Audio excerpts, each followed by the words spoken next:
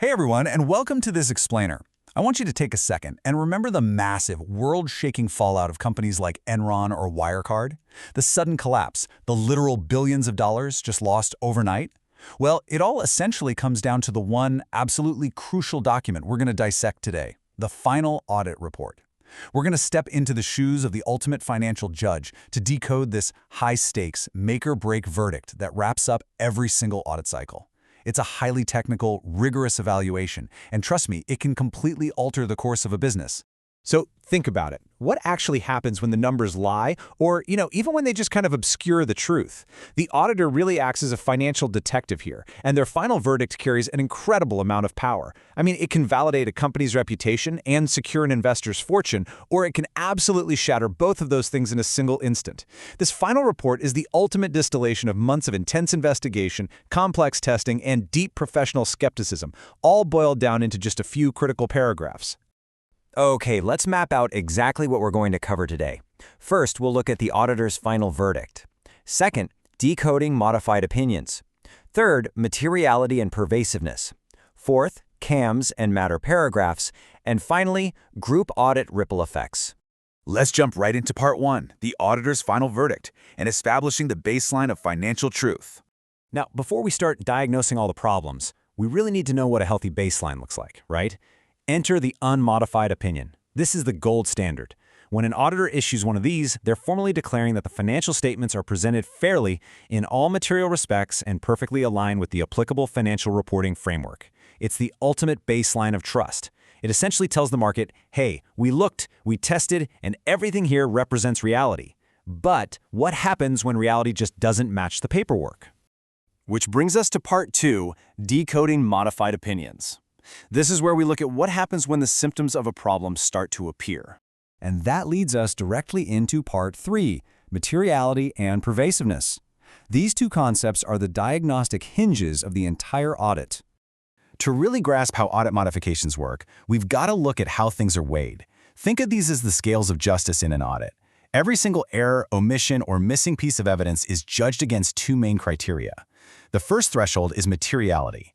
Let's say there's a misplaced comma or maybe a $50 discrepancy in a multi-billion-dollar revenue line. Nobody cares, right? It's trivial, it's immaterial.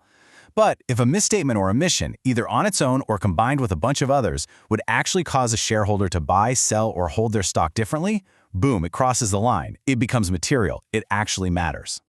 But here's the thing. Materiality is really only half the battle. The second threshold is pervasiveness, and this is where the stakes get incredibly high. Pervasive means the financial sickness isn't just contained to one single line item, like, say, a tricky inventory valuation at a tech startup. No, it's a systemic infection across the entire report. A pervasive issue represents a massive proportion of the financials, or it's an error so foundational that the entire document fundamentally misleads anyone reading it. It is literally the difference between a broken finger and a total system failure. So, when you put these two thresholds together, they create what's basically a sentencing matrix.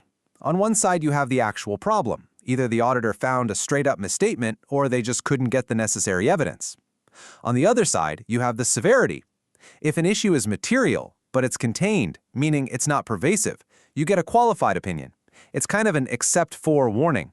And that happens whether it's a misstatement or just missing evidence. But if the issue is both material and pervasive, well, that's where the paths really diverge. Let's look a little closer at that divergence. An adverse opinion means the auditor found the evidence, and that evidence definitively proves the financials are completely misleading. It is a confirmed disaster. A disclaimer of opinion, on the other hand, means the auditor was completely blocked from getting the evidence they needed, so they literally refused to give an opinion at all. It creates this risky black hole of information. Honestly, ask yourself, as an investor, would you rather risk your money on a confirmed disaster or jump headfirst into a complete black hole where the auditor just throws their hands up and walks away?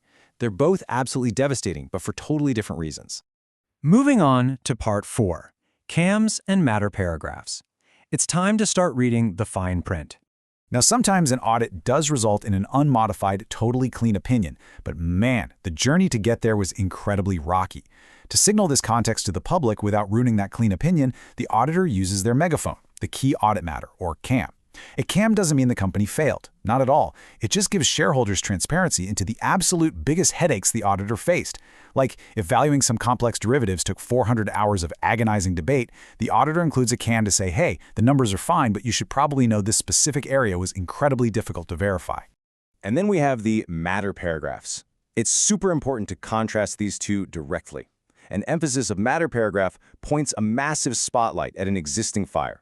It highlights something that's already properly disclosed in the footnotes, like a major impending lawsuit, basically saying, hey, do not miss this. It's fundamental to your understanding. An other matter paragraph, however, points to the auditing process itself. It draws attention to something completely outside the financial statements, like maybe the fact that the prior year was audited by a totally different firm. Simply put, one highlights the company's disclosures, while the other highlights the audit's context. Finally, we arrive at Part 5, Group Audit Ripple Effects. Let's explore the contagion effect.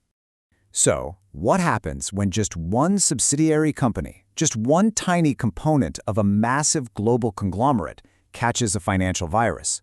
Does the whole global parent company catch a cold? Well, here's how that contagion effect builds. Step 1. The local component auditor flags a problem and modifies their local report.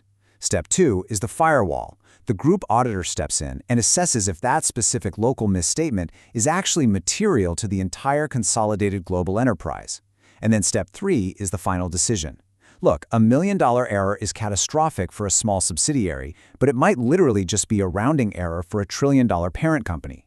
The modification only ripples upward if the math demands it.